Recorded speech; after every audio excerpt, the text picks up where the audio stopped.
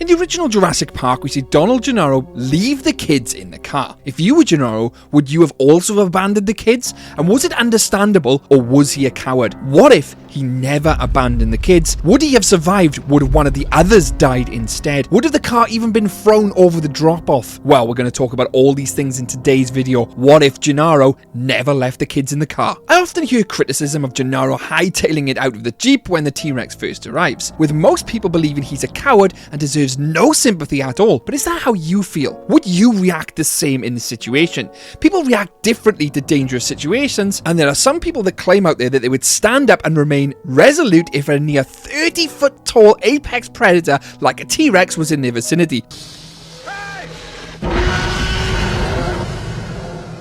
But I don't know if that would be true. It's a very interesting conundrum because it can be argued that someone who stays in the car is being stubborn and stupid and foolish, like giving their life away, regardless if the animal's visions is based on movement. But if you run, you're being a coward who's leaving the kids alone in the car to get killed instead. We know he ends up dying anyway, so maybe he would have survived if he remained in the car. Or maybe he would have slowed Grant down when he was getting them to safety and they all die. What would you have done in this situation? And is the criticism of him fair or unfair? But let's rewind for a second. Let's say Donald Gennaro didn't leave the car. What would have happened? I think it's too easy to think like a hero when you're not living the situation in the flesh. Now, as we all know, just before the T-Rex fully breaks out of its enclosure, Donald Gennaro leaves the kids, leaves the Land Cruiser, and runs for the toilet, and that's where he stays. But what if he never did that? The T-Rex breaks out of the enclosure, and Donald Gennaro is still in the Jeep. Now, he wouldn't have the knowledge like Alan Grant does to say, do not move, his vision is based on movement,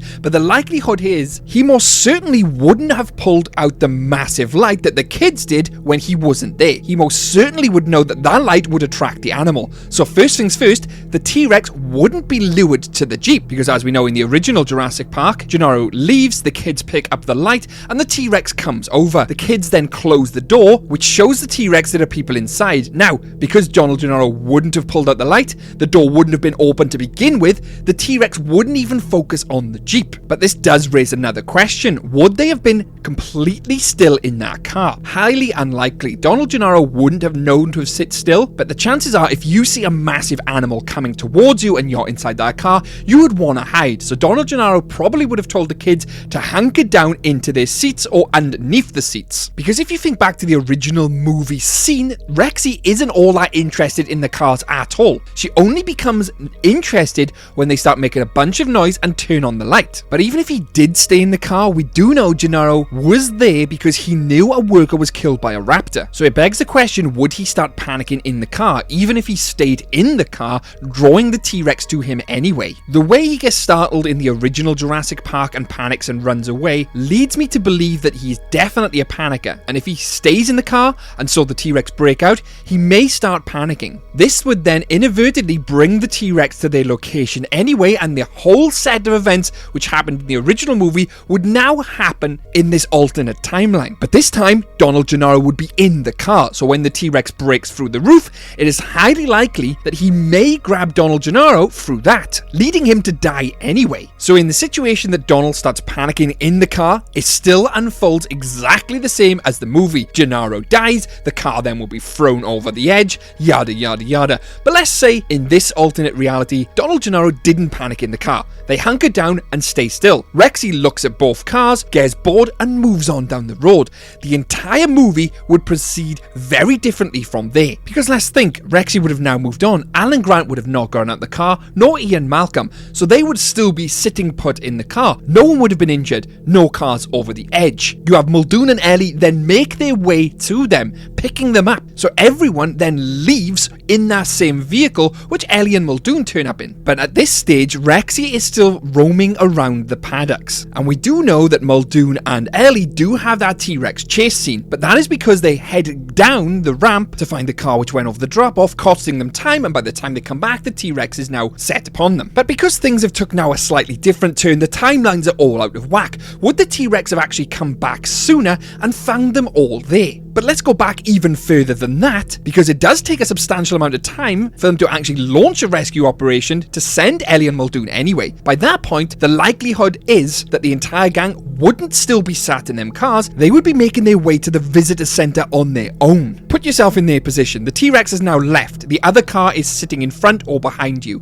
You would want to go and check on them, especially knowing the T-Rex is now left. You cannot hear her footsteps anymore. You would want to check. Your natural instincts at this stage would be to try and regroup and leave the scene. It's hard to envision that they would want to stick around in them cars waiting for a rescue operation, especially knowing that the power's out and a T-Rex is now on the rampage. Because let's not forget, the novel Gennaro is completely different from the film version, where the man even tussles hand to hand with a raptor and survives. But for the purpose of this video, I'm not going to compare the two because they're totally different. Objection!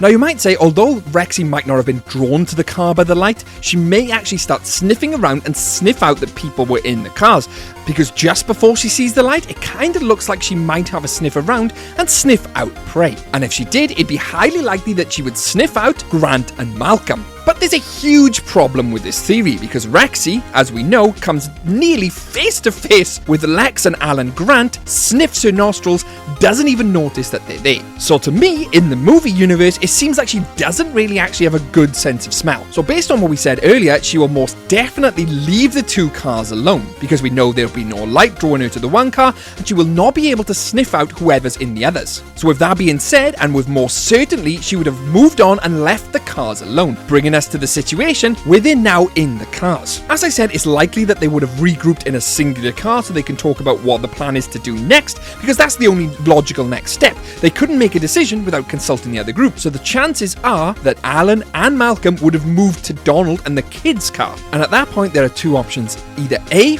wait for rescue, which they don't know is going to come because of the storm, outage of power, etc. Or B, head back to the visitor center themselves, potentially running back into the T-Rex. If they take option A and do decide to wait for rescue, we do know Ellie and Muldoon will turn up, they'll get in the Jeep, head back to the visitor center, and a totally different set of circumstances, with all of them potentially being rescued at the end. Well, apart from Ray Arnold, because he would have still had to have gone into the bunker to reset the power. But it could have played out differently, because now we know Grant is back there along with Gennaro and the two kids. Regardless of whatever way you look at it, if Gennaro did stay in the car, it's highly likely that he would have survived, and half of the events of Jurassic Park potentially wouldn't have happened, with almost certainly the T-Rex not attacking any of the cars, because we've just dissected that and it seems highly likely that wouldn't have happened. But what would you have really done in Donald Gennaro's situation? Would you have done what he originally did and leave the kids, head to the toilet?